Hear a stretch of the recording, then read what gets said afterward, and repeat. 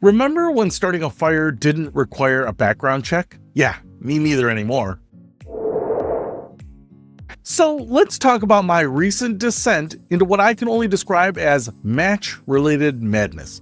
Picture this. Grown man, just trying to buy some matches, ends up feeling like he's trying to score black market plutonium. But I'm getting ahead of myself. Listen, when I was a kid in the Boy Scouts, we had these magical little fire sticks called Strike Anywhere matches. Right here. And let me tell you, these things are the Swiss Army knife of the combustion world. You didn't need that little wimpy striking surface on the back of the matchbox, the one that inevitably gets wet or torn or mysteriously vanishes. No, with Strike Anywhere matches, the world was your matchbox. You could strike them on a rock, you could strike them on the zipper of your jacket, which by the way made you feel like an absolute badass at 12. Honestly, nothing says wilderness survival expert like lighting a match with your jacket zipper while your friends are still fumbling with their damp matchbooks like a bunch of morons. Listen, I could even strike these Strike Anywhere matches with my thumbnail if I could just time it right. Because why be safe when you can be exciting and slightly terrified? Listen, here's the science lesson that nobody asked for. Basically, there are two chemicals on the match tip that get real friendly when they interact, like a chemical Tinder date that always ends in flames, literally. And this is precisely why they were perfect for survival kits. Think about it. When you're putting together a compact survival kit, space is at a premium. You're not packing your entire kitchen drawer. Maybe matches are the only thing that fits in your tiny waterproof container. And when you really need them, like on those cold winter nights when you're actually trying to get a fire started in a pinch, you don't have the luxury of perfect conditions. You can't exactly be like, hold on, cold, let me find my reading glasses and warm up my hands first, and where's that proper striking surface? No, you need fire, and you need it now. And that's the beauty of Strike Anywhere matches. They were the don't call, we'll call you of the fire starting world. Independent, reliable, ready to ignite at a moment's notice. Even as an adult, when I should probably be more responsible and less pyro-curious, I've continued to love these things. They're perfect for keeping by the fireplace or the fire pit. Store them in a watertight container. Grab one whenever you need it. Strike it on a stone like you're some sort of suburban caveman and boom, you got fire. It's simple, it's elegant, it's intoxicating, it's everything modern life should be. But here's where the story takes a dark turn. Recently, I decided to restock my Strike Anywhere match supply. So I went online confident, naive, thinking that this would be a simple transaction. Click, buy, done, 2-day shipping, maybe even get them the same day if I was lucky. But I was wrong. Oh, so very, very wrong. Hey, it turns out these matches are banned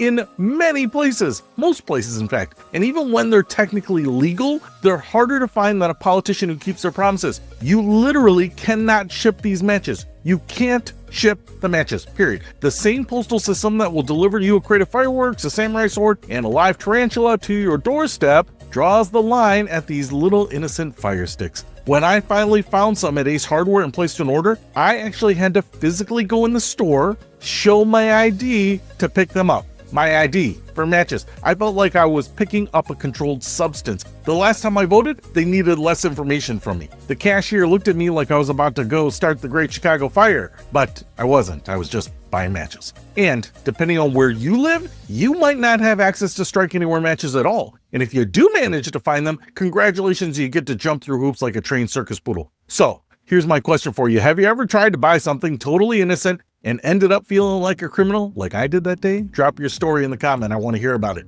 Now, you're probably wondering, and rightfully so, why the hell are these matches treated like they're made of pure crystallized danger? What's the story behind this madness? Why has something that every 12-year-old scout used to carry around become harder to acquire than concert tickets to the most popular band of the time? Well, listen up, because the reasoning behind why these matches have become so hard to come by is, I guess, kind of reasonable. But it pisses me off even more because I just want to be pissed off about it and because I really like these matches and they're hard to get. Listen, the main culprit is safety regulations. I bet you didn't guess that, right? Shocking. Turns out the same feature that made these matches so convenient, their ability to ignite on basically any rough surface, also makes them kind of a hazard. They can accidentally ignite from friction during transportation, which in a truck full of boxes rubbing against each other could turn into what experts call a really bad fire. Imagine a delivery truck becoming a mobile bonfire because someone's Strike Anywhere matches got too cozy with the cardboard. That's probably not great,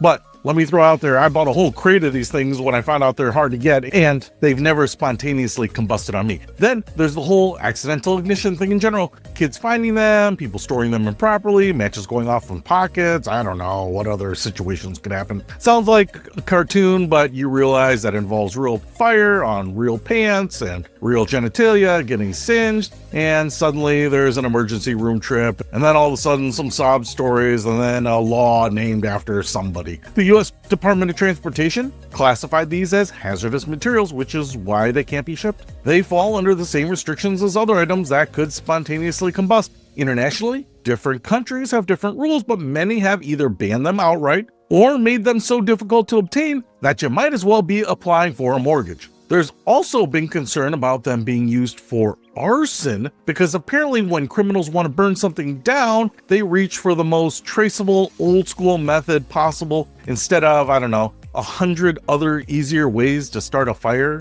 including lighters and torches that you can buy anywhere without showing an ID. But sure, let's regulate the matches that have been around for over a century, because they're the problem. They cause the arson. Honestly, when I light a match in even mild wind, they never stay lit anyway. It's not exactly what I would use if I were trying to burn down a house. Anyway, the irony here is thick enough to cut with a knife. We live in a world where you could order a flamethrower online. Yes, truly a flamethrower, and I've done it. You can buy a chainsaw. I've done that too. But convenient matches? You're going to need your driver's license for that one. And here's the kicker. Regular safety matches, the ones that require striking on the box, are perfectly fine. You can buy those anywhere, anytime, no questions asked. But the strike anywhere variety, those are special. Those require regulation, restriction, and apparently a background check and fingerprinting, and also a little bit of a blood sample, stool sample, and hair sample. Now, don't get me wrong, I understand the safety concerns, I get it. I don't want delivery trucks exploding any more than the next person, but there's something frustrating about living in an era where we've made it to Mars with robots, but can't figure out a way to safely transport matches that can light on a rock that I had as a preteen. Maybe the real issue here is that we've gotten so used to overcomplicating simple things that when something as straightforward as stick goes strike, stick makes fire, we don't trust it. We need smart matches with Bluetooth connectivity and an app that reminds us not to use them near gasoline, and a monitoring sensor that alerts OSHA when it's lit. I don't know. Maybe we need to add a subscription service and firmware updates to matches too. Or maybe we've just gotten a little obsessed with bubble wrapping the entire world, and we've forgotten that sometimes a little bit of danger is actually useful.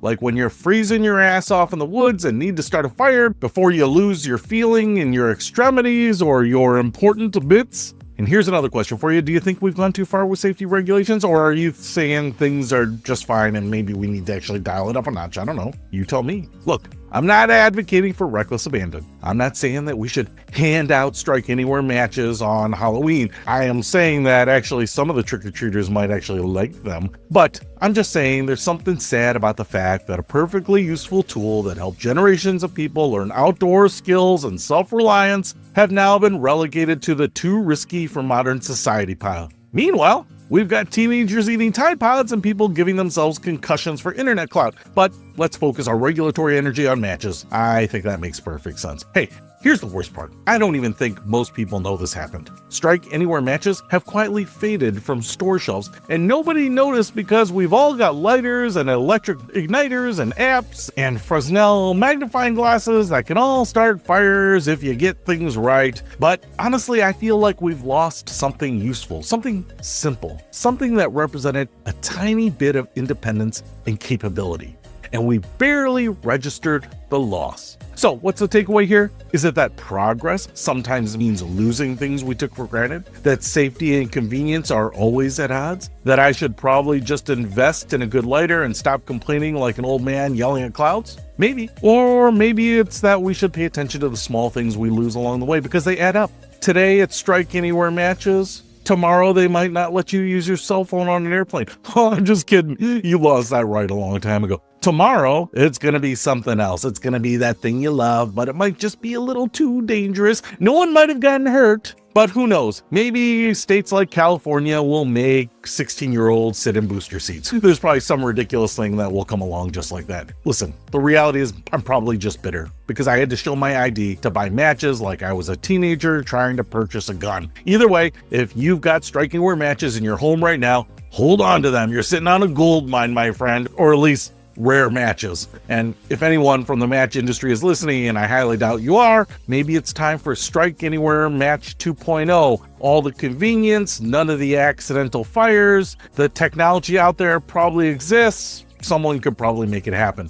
Until then, I'll be over here striking my increasingly rare matches on rocks and zippers, feeling like a rebel and living my best life out in the woods with my other best friends. I might just go light a few of these off right now and stick it to the man.